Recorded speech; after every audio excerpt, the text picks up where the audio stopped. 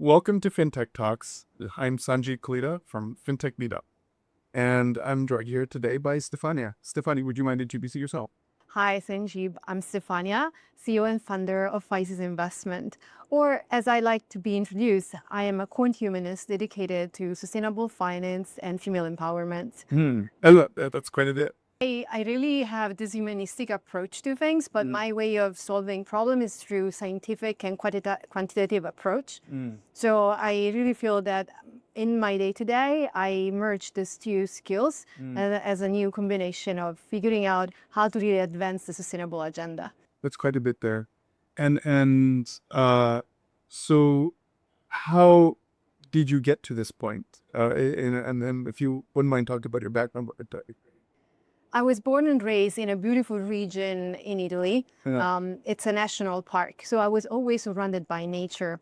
But then I couldn't really understand why we are not protecting the environment, the planet we live in. Growing up, I was also very interested in finance. I loved understanding the capital markets, and I got very lucky to graduate from Bocconi University in finance and then with a master's degree from Harvard in sustainable finance. So I felt this inner drive to protect the environment, but most importantly, to be somebody who could really make a difference. And the only way to really transition to a more sustainable economy is to move capital. So the combination of my inner passion towards the environment and my studies and my background in finance led me to become one of the first impact investing fund manager in Europe. Yes. And it was an amazing experience. Yeah. But working as a fund manager, I came across another big challenge that is not just about how we move the money, but it's also what information is given to fund manager in order to really move money towards sustainable companies and projects. And unfortunately, sustainability data is still very fragmented and hard to find. So I said, okay, why don't I become that person who solved this problem for the industry? Yeah. And that's how Physis started. Well, so you mentioned one of the problems with sustainability data being it's fragmented. Another thing that I've heard is that, sometimes the data is not necessarily accurate or not a good picture of what is actually happening. Is that correct or? It is correct. We need to think about the word of sustainability and sustainable data as a word that is constantly in transition and started not being in the best position to really provide the quality of information that we as fund manager needed to assess a company, but it's improving every single day. One of the biggest problem has been in the years a lack of data and a lack of standardization in the way companies report this type of information. But the world has progressed. Quite often we rely to the so-called ESG score or ESG rating. In reality, an ESG score and ESG rating is unreliable, quite subjective, and this has created probably more dangerous to the entire ecosystem than good. The world is quickly changing. We, for example, at Physis from day one have been focusing on objective information, on the standardization of this information so that you can really make an informed decision based on objective data that can be easily compared between companies. But that's why companies like Physis are needed today, because the world, as you said, of overall sustainability data is getting better and better, but it's still fragmented, and you need some level of technology to process all this big data and to have information that can be used by an investment manager. Can you talk a little bit about maybe the human elements that you bring to Physis? As a founder, Yeah. one of the things I'm most proud of is I have built a company where there is no bias towards age, gender, or any type of bias. What it really matters is the added value that every single member brings to the table. I think this has been very important to me because previously in my career, I have had some situation where I've been considered too young, or quite often I was the only woman walking in the room. And I felt that. And when I started my own company, I decided I didn't want to have this type of culture. It was obsolete. And I wanted to bring value into the industry, not just for the product that we were going to develop or the solution we were bringing to the market, but also for a new culture. So maybe this is my most humanistic approach to the company. That's great. And You started Physis, 6 years ago, over 6 years ago. How is it different now versus like then? Well, so much has changed. When I started the company, I literally barely knew what it means to be a founder in a startup world. I was coming from the corporate space, and it's so different, Yeah. even just by the way you dress every day or Yeah. you talk to your peers. So I have to say, probably the first year was almost a year of discovery in terms of, okay, what do I really want to build? How do I create the team? Where do I find the money? How do I build an idea and a pitch? Then when we find our niche, in my original idea of the company was a sustainable robo advisor. But then I quickly realized that there were so many solutions on the market, and the big solution needed in the industry was more about the data and how we could transform the data to provide valuable insight to investors. Yeah. So then very quickly we moved from the idea of robo-advisor to actually an idea of a data provider. Yeah. And then we started developing our technology, bringing user, working with very large organization, and it's been amazing. But then about a year and a half ago, we decided that it was about time to advance our solution and not becoming just a data provider, but becoming an end-to-end technology that could enable people to collect information, any type of unstructured data, again, any type of unstructured data, not just sustainability information, analyze, validate this data, and provide insight to analysts and portfolio managers. So the new release that we are about to launch in the industry, it's super, super cool, because at this point, Physis has become an end-to-end solution that provides data from the collection to the validation to the analysis and can be used by professional investors as their AI assistant with caffeine. And the big step has been the full integration of financial data and sustainability or extra financial information. Because with our over 300 users, we came to realize today that sustainability or extra financial information as a standalone will never work until you have fully incorporated them into an investment process or an investment analysis with financial information. And this is also what we have we have worked on recently. That's great. And so you basically and let me paraphrase this and tell me if I'm wrong. It's like, rather than Physis trying to build something and telling the world that you have to go to this solution, you're saying, if Physis has built this and we could fit into what you're doing already and make an easier adoption. Is that Exactly. This has been a very important shift. Again, you start a startup with an idea, but you need to have the capacity to evolve based on your user feedback. And one of the challenges that most people have out there who are already using many other tools is to start using another tool. So the idea for us was not to give them a tool and they needed to learn how to use it, but was to provide them a real solution that could enable them to do any step they needed when it comes to data or data analysis, and really see our technology as their assistant, their AI solution, where they can go to ask for information, to do comparison analysis without the need of really learning how to use another platform. Indeed, we have added a chatbot where people can just ask questions with natural language and immediately get access to the information they need, instead of just giving them, a complete dashboard where they have to go select, click, and then finally get access to the information they want. And you mentioned one of the hottest topics in the industry and all in the economy today, AI. And how has that transformed how you view that infrastructure or the product that you're building? Two things. Number one, I really believe that SaaS, like dashboard as we used to know them, are almost gone.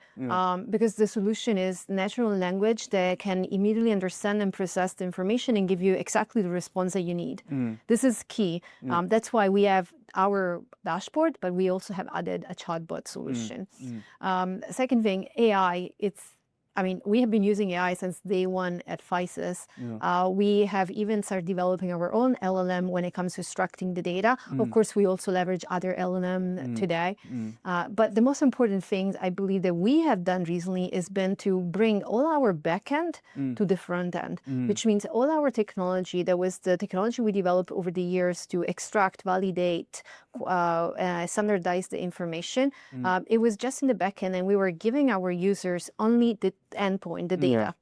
Well, we realized, well, that's actually our holy grace. Yeah. So we brought that to the front end so that our users today can just prompt or ask something to the technology, and the technology will perform the entire process for them. In terms of, so our entire system is built on AI and our proprietary algorithms. I don't really believe that anybody today can do anything without AI. If they do, it will take them forever, and there is no need to take any development for 5, 6, 7 years today if we can just be quicker and smarter with the use and leveraging other technology that already are out there. Very, very important. I see still a problem in terms of AI adoption from big players. Everybody talks about AI, especially the large corporation, but very few know how to use it or have the courage to develop something in-house or even to start advancing towards the adoption of new AI solution developed by startup like us. I don't really understand why there is still this friction. There are also recent studies from MIT and other universities that prove that yet the technology is there, but people don't fully use it. This is a pity. I expect in the coming years that AI advancement will really grow, not too much in terms of technology advancement, but in terms of adoption from users. I agree that it will become a reality as opposed to like an abstract. Exactly. For example, even among our users, we see that they use us over 2 hours per day.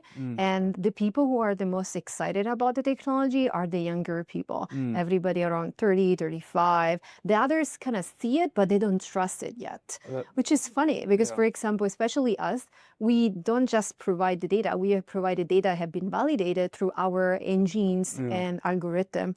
And yet people are still, like older people still don't trust it, but the younger users that we have, they love it. They say they cannot do it without. I was just so excited when you said that they use it over 2 hours per day. Yeah. Because, I'm a engineer, former engineer, and nothing made me happier than when you build something and people use it. That is like, it just like makes you so excited. So I imagine that you probably you're pretty excited about that 2 hour number, right? I am. And for whatever reason, they use it most on Wednesday and Thursday. But you just touched something very important. As a startup funder, running this business for a few years now, there are, good days, bad days. When I really have bad days, you know what I do? I call one of our users and ask, hey, how is it? And they always cheer me up. That's amazing. Because when you build something from scratch and then you see people really using and enjoying it, using it because it helps them in so many ways, that's when you have full satisfaction. And it also a sign that you're probably onto something good. Yes. We'll see. I also believe that sometimes it takes time to really develop something amazing, especially if you develop the technology completely in-house. It takes some time. To shift topics a little bit, we obviously met at FinTech Meetup.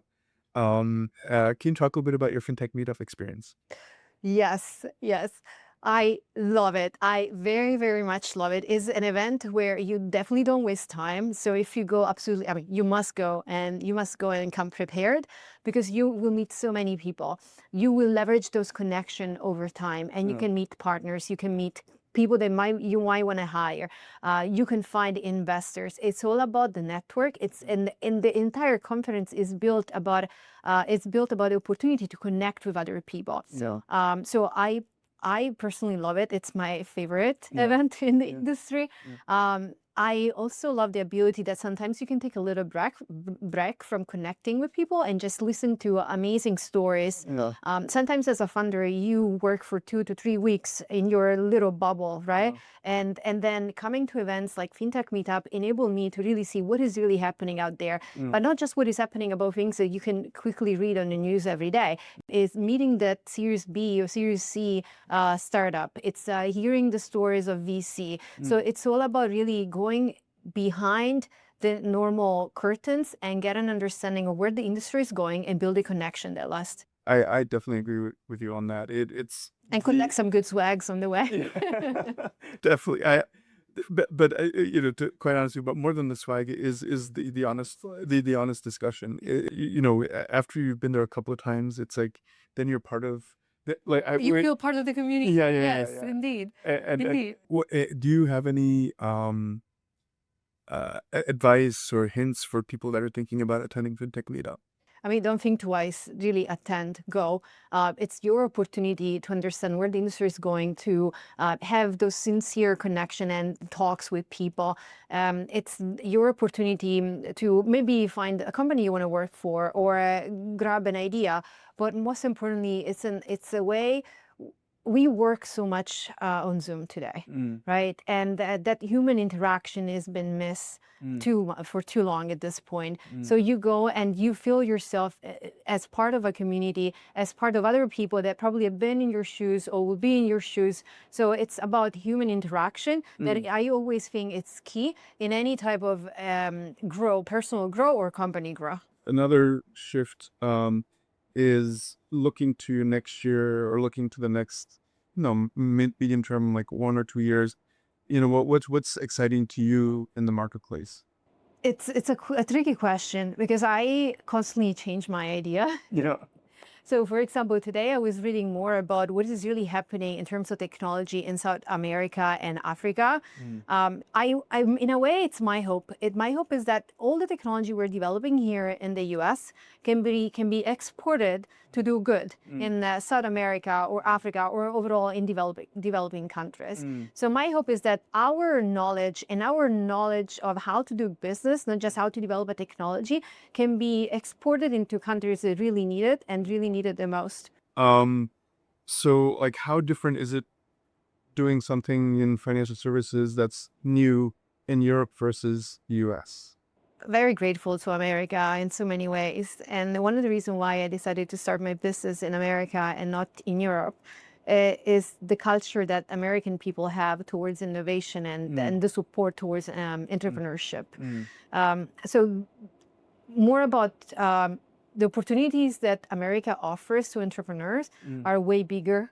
The scalability of any technology here, it's easier and it's faster. Not because in Europe we are missing the skills, but because we're missing a real unified market. So if I were going to build my business in Europe, I would have started from one single state and then had to expand in other states. It would have been very difficult. America doesn't have that type of borders. So the scalability in America, it's way better. It's much bigger. But also the culture, the entrepreneurship culture, and the availability of capital generally in America, it's bigger. Yeah. That's great. And you obviously been growing Physis for 6 years and looking forward to much more ahead. And once again, thank you, Stefania, for joining us today. Thank you for the opportunity. I loved it. Thank you.